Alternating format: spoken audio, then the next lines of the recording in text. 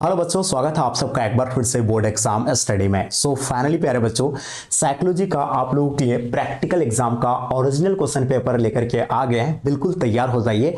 और साथ में आपको बता दें कि ये प्रैक्टिकल एग्जाम जो आपका बोर्ड के द्वारा लिया जा रहा है, बिहार बोर्ड के द्वारा, ये आपका मार्क्स आपका फाइनल रिजल्ट में आपका ऐड होगा। इसीलिए इसको सीरियस होकर के अच्छे से एक एक बच्चे अच्छे से याद करेंगे और अच्छे से याद करके रट के जाइएगा। यही आपका सेम टू सेम आपको हूबहू आपको देखने को मिलेंगे, है ना। तो बिल्कुल भाई हल्के में नहीं लेंगे। अगर आप इस क्लास को पूरी तरह से देख लेते हैं तो आपका 30 में से 30 मार्क्स आपको 100% मिलेंगे, है ना।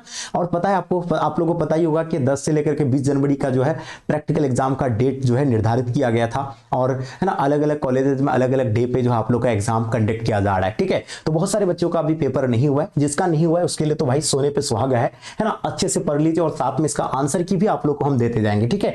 और जो भी बच्चे आप लोग नए आ रहे, सबसे पहले तो आप लोग चैनल की को है ना, चैनल को आप लोग सब्सक्राइब कर लेंगे और साथ साथ में अपने अपने दोस्तों के साथ आप लोग जरूर शेयर करेंगे ताकि इससे आपके दोस्त लोगों को भी हेल्प हो पाएंगे। एंड डियर, आप लोग को बता दें, अगर आपकी तैयारी नहीं हो पाई है, चाहे साइकोलॉजी हो चाहे किसी भी सब्जेक्ट का, तो डियर जो हम लोग नोट्स 599 रुपीज में दे रहे थे, वो अब मात्र प्यारे बच्चों आपको 100 रुपीज में अभी आपको देखने को मिलेंगे। 100 रुपीज में, वो भी सभी सब्जेक्ट का, यानी ऑल सब्जेक्ट का आपको देखने को मिलेंगे। किसका? ऑल सब्जेक्ट का आपको देखने को मिलेंगे। यानी सभी सब्जेक्ट का मात्र आपका कितना में दिया जाएगा भाई? तो 100 रुपीज में आपको मात्र मिलेंगे, है ना। कितना रुपीज में? 100 रुपीज में ऑल सब्जेक्ट का, ठीक है। और पता है आप लोगों को, जिसमें सब्जेक्टिव प्लस ऑब्जेक्टिव आपका देखने को मिलेंगे। ऑब्जेक्टिव, है ना, सब्जेक्टिव प्लस ऑब्जेक्टिव। जिस भी बच्चों को चाहिए तो इस नंबर पे आप लोग प्यारे बच्चों कॉल कर लीजिएगा। आपका तैयारी अगर बिल्कुल भी नहीं हुआ, आप चाहते हैं कि हम कम टाइम पे 450 प्लस मार्क्स कैसे लेके आए, तो आप इस नंबर पे बच्चों कॉल कर लीजिए और नोट्स को जल्दी से ले ले और अपने तैयारी को बेहतर करें, मात्र 100 रुपीज में, ठीक है। तो चलिए डियर, हम लोग इसको है ना शुरू करते हैं। एक एक प्रश्न को पहले देखेंगे, है ना। चलिए, तो देखिए डियर, आपको कुछ पहले हम सेक्शन के बारे में बताएंगे। इसका कुछ कंडीशन है। देखिए आपका जो कि है ना समूह है ना, ग्रुप ए होगा आपका, यानी group A, group B, group C, ये ग्रुप डी, ये चार आपका ग्रुप होगा। चार ग्रुप में से आपको एक एक करके प्रश्न आपका हर ग्रुप में से बनाना है। जैसे कि ग्रुप ए में आपका क्या पूछा गया, किसी एक ही प्रश्न का आपको उत्तर देना है। यहाँ कितना प्रश्न रहेगा? 4 प्रश्न रहेगा और इसमें से किसी एक ही प्रश्न का आपको उत्तर देना है, यहाँ जो आपका लिख दिया गया है, ठीक है। तो पहले प्रश्न को आप लोग देख लीजिएगा। पहला प्रश्न आपका क्या दिया हुआ प्यारे बच्चों, कि वायु प्रदूषण के प्रभाव से संबंधित एक परियोजना प्रतिवेदित है ना वेदन जो है प्रस्तुत करे। तो इसी के बारे में मैं आपको बताऊंगा, इसका आंसर भी आपको देंगे, लेकिन आगे देंगे। पहले हम लोग इसका आंसर क्वेश्चन देख लेते हैं। शराबी व्यक्ति का एक जो है वृत्त है ना विवरण तैयार करें, है ना। उसके बाद तीसरा प्रश्न आपका क्या है, अधिगम है ना आवश्यकता व्यक्ति की एक वृत्त विवरण तैयार करें। उसके बाद अपने है ना परियोज्य का एक वृत्त जो है विवरण तैयार करेंगे। ये 4 प्रश्न है, किसी इसमें से किसी एक ही प्रश्न का आपको उत्तर देना है, ठीक है। आप निश्चिंत रहिए, इसका आंसर भी आपको हम बता रहे हैं, है ना। उसके बाद बात करेंगे भाई आपका समूह बी, यानी ग्रुप बी में आपका किसी एक ही प्रश्न का ही आपको उत्तर देना है। यहां भी किसी एक ही प्रश्न का उत्तर देना है। ये भी आपका कितना नंबर का रहता है? 7.5 नंबर का ये देखने को मिलेंगे। और आपका जो ग्रुप ए में जो रहा था, यहाँ आपका कितना नंबर का था? ये 5 नंबर का होता है ना। कितना नंबर का होता है प्यारे बच्चों? ये भी आपका 5 नंबर का होता है, ठीक है। चलिए अब देखेंगे हम लोग ग्रुप सी की बात करेंगे, है ना। जो ग्रुप सी में आपका कितना नंबर का आता है, ये भी आपका कितना नंबर का रहेगा? ग्रुप सी में भी आपका जो है 7.5 नंबर का आपका रहेंगे। अब यहां भी 4 सवाल देखने को मिलेंगे, इसमें से भी आपका एक ही प्रश्न रहेगा, है ना। एक ही प्रश्न का उत्तर देना है। यहां भी लिखा हुआ है किसी एक ही प्रश्न का उत्तर दे, है ना। तो देखिए भाई यहाँ क्या आपका, यानी अंतमुखी व्यक्ति वाले किसी व्यक्ति का एक जो है वृत्त है ना विवरण तैयार करें एंड अपने ना क्या है परीक्षार्थियों के व्यक्तित्व का मापन किसी व्यक्तित्व है ना क्या है व्यक्तित्व परीक्षण द्वारा करें। थोड़ा यहाँ साफ नहीं दिख रहा है ना, फट रहा है इसलिए। किसी अनुकूल, अब तीसरा क्वेश्चन आपका क्या है, किसी अनुकूल है ना समायोजन आविष्कारिका का व्यवहार करके अपने जो है परीक्षार्थी के जो है समायोजन की विभिन्न है ना विमाओं का जो है मापन करें। एंड चौथा प्रश्न आपका क्या दिया भाई, अपने परियोजना की चिंता का मापन किसी एक चिंता मापी द्वारा करें। तो ये आपका इसमें से यानी ग्रुप सी में से किसी एक ही प्रश्न को बनाना है ना। यहाँ भी आपको जो है 4 प्रश्न है, किसी एक का ही आपको आंसर देना है, ठीक है। उसके बाद आपका आता है ग्रुप डी, है ना, जो सेक्शन डी है। तो इसमें से आपको जो है ना 5 नंबर का आपका जो प्रैक्टिकल कॉपी आप लोग लिखे हैं, ये आपका 5 नंबर का रहेगा, जो कि आपको जमा करना है ना। उसके बाद आपका मौखिक प्रश्न पूछा जाएगा, जिसको हम लोग क्या कहते हैं, भैवा कहते हैं, है ना। आपको सीधा जो आपका टीचर सामने बैठेंगे, है ना, आपको रखा जाएगा, 2-3 टीचर बैठेंगे और आपको सवाल करेंगे। अगर आप आंसर दे देते हैं तो आपको यानी 5 नंबर मिलेंगे। किसी एक या 2 सवाल ही पूछेंगे आपसे, लेकिन ये 5 नंबर का रहता है। थोड़ा अच्छे से देंगे आप लोग, है ना, डरिएगा नहीं। चलिए डियर, इसको अब हम लोग सॉल्व करते हैं, इसका आंसर हम लोग देखते हैं, है ना। तो आपको पता चल गया कि ग्रुप ए था, group B, group C, group D. D, सब में से क्या है, एक एक प्रश्न का ही आपको उत्तर देना है। तो आपको मात्र ग्रुप है ना सी तक ही आपको यहाँ उत्तर देना है, और ग्रुप डी का तो आपको इंटरव्यू लेगा ही, है ना, विवा जिसको बोलते हैं। और आपका 5 नंबर का क्या रहने वाला भाई, प्रैक्टिकल कॉपी आपको जमा करना है। अब देखिए इसमें से आपका ग्रुप ए में अगर बात करें भाई, तो सेक्शन ए में हम लोग पहला सवाल को ही सॉल्व करेंगे, है ना, पहला सवाल को किसी एक को ही देना है, लेकिन मैं आपको बता रहा हूं यहाँ पहला सवाल का ही आपको आंसर देना है ना।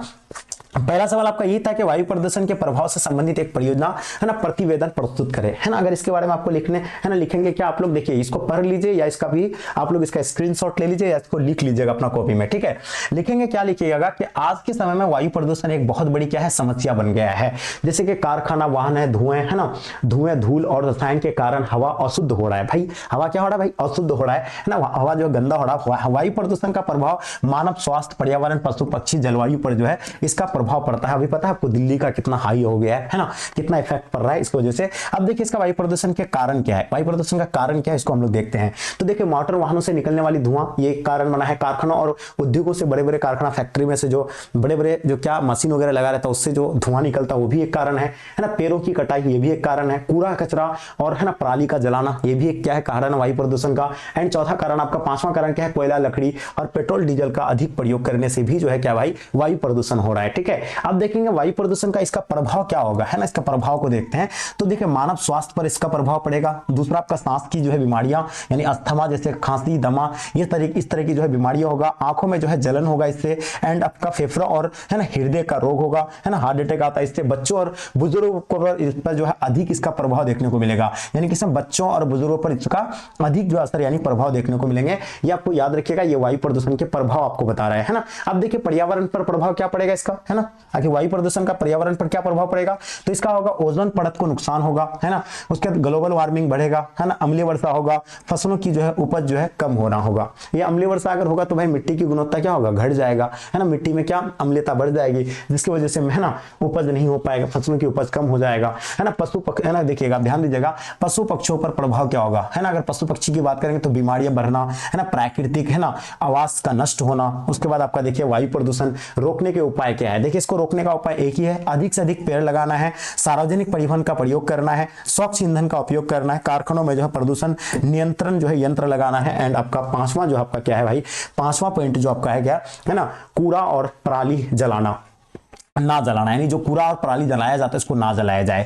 तो ये जो है इस तरह जो है क्या किया जा सकता है भाई, वायु, है ना, जो वायु प्रदूषण को जो है कम किया जा सकता है, ठीक है। और इसका देखिए इसका निष्कर्ष दिया हुआ है, वायु प्रदूषण हमारे जीवन के लिए बहुत ही हानिकारक है। यदि हम अभी, है ना, सावधानी नहीं करेंगे तो हमारे आने वाली पीढ़ियों के लिए इसको जो है क्या होगा, काफी एक समस्या होगा, काफी एक है ना, एक प्रॉब्लम देखने को मिलेंगे हमारे आने वाले पीढ़ी के लिए। अब बच्चों हम लोग देखेंगे सेक्शन बी में, है ना, सेक्शन बी का कौन सा प्रश्न हम लोग सॉल्व करेंगे। तो सेक्शन बी में जो है क्वेश्चन नंबर 5 को हम लोग सॉल्व करेंगे, है ना। एक ही सवाल का आपको आंसर देना, ध्यान रहे आप, है ना। तो हम लोग पहला सेक्शन ए का सॉल्व कर लिए, अब चलते हैं सेक्शन बी में।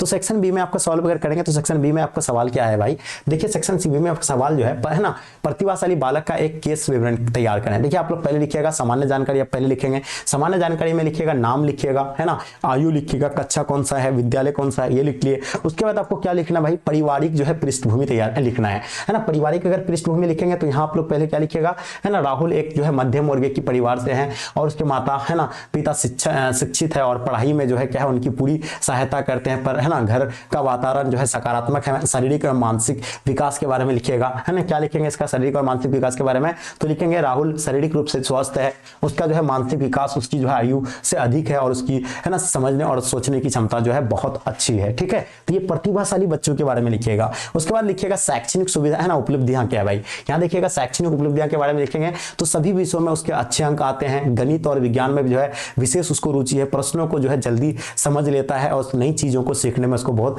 है ना, नई चीजों को सीखने में जो है बहुत तेज है, ठीक है। तो ये लिखिएगा। उसके बाद विशेष गुण इसका क्या है, तो विशेष गुण में क्या है कि वो तेज स्मरण शक्ति वाला है, रचनात्मक सोच वाला है, एंड है ना क्या, समस्या समाधान की क्षमता उसके अंतर्गत, नेतृत्व क्षमता है, एंड आपका बात करेंगे आत्मविश्वास है। तो ये भाई आपका क्या किसके बारे में बता रहा है, ये प्रतिभाशाली बच्चे के बारे में हम लोग इसका जो है तैयार रिपोर्ट तैयार किया। अब देखिए सामाजिक व्यवहार कैसा है उसका। तो सामाजिक व्यवहार की अगर बात करें तो राहुल अपने अपने सहपाठियों के साथ साथ अच्छा व्यवहार करता है और वह शिक्षक की बात जो है ध्यान से सुनता है और समूह के कार्य में जो सक्रिय रहता है। शिक्षकों की भूमिका क्या है? अब शिक्षकों की भूमिका की अगर बात करेंगे तो शिक्षकों द्वारा उसे जो है अतिरिक्त कार्य दिए जाते हैं ताकि उसकी जो है प्रतिभा और जो है निखर सके और उसे प्रतियोगिता में जो है भाग लेने के लिए प्रोत्साहित किया जाता है। अगर इसका निष्कर्ष अगर बात करें, इसका अगर शॉर्ट अगर चीज में हम देखेंगे तो राहुल एक प्रतिभाशाली बालक है। यदि उसे है ना उचित जो है मार्गदर्शन और अवसर मिल रहे हैं तो वह जो भविष्य में जो है समाज और देश के लिए जो है उपयोगी नागरिक बन सकता है। ठीक है, तो ये था आपका सेक्शन बी का है ना 5वां नंबर प्रश्न था और ये इसके बारे में मैंने आपको बता दिया। इसको अच्छे से आप लोग नोट कर लीजिएगा, है ना, जो देख सकते हैं सेक्शन बी का है। अब सेक्शन सी में भी आपका एक ही सवाल का आंसर देना है जो कि सेक्शन सी आपका आ गया। सेक्शन सी में क्या लिखा हुआ आपका कि अपनी परिवार है ना परीक्षार्थी के व्यक्तित्व का मापन किसी व्यक्ति के परीक्षण द्वारा करें, है ना। तो भाई इसके बारे में आप कैसे लिखेंगे? तो लिखिएगा, ध्यान दीजिएगा, पहले इसका भूमिका लिखिएगा। भूमिका क्या लिखेगा? व्यक्तित्व किसी व्यक्ति के सोचने, समझने, व्यवहार करने और दूसरों से संबंध बनाने के तरीके को दर्शाता है ना। व्यक्तित्व को समझने के लिए जो है मनोवैज्ञानिक विभिन्न प्रकार के है ना व्यक्तित्व परीक्षण है ना का जो है क्या किया है भाई प्रयोग किया है। इन परीक्षणों की जो है सहायता से व्यक्तित्व के गुण, दोष और रुचियां और व्यवहार का अध्ययन किया जा सकता है ना। उसके बाद लिखिएगा परीक्षार्थियों के जो है परिचय। अगर उसका परिचय लिखिएगा, नाम लिखिएगा, कुछ भी लिख दीजिएगा, अमित कुमार है ना, आयु इतना है, कक्षा इतना है, विद्यालय में जो है राजकीय इंटर कॉलेज में पढ़ता है। प्रयुक्त व्यक्तित्व का परीक्षण अगर बात करेंगे तो लिखिएगा इसे अध्ययन में जो है ना का प्रयोग किया गया है और एक प्रसिद्ध व्यक्तित्व परीक्षण है जो व्यक्ति के मुख्य रूप से जो है ना अंतमुखी और बहुमुखी जो है रचनात्मक भावात्मक स्थिरता के आधार पर जो है मापता है।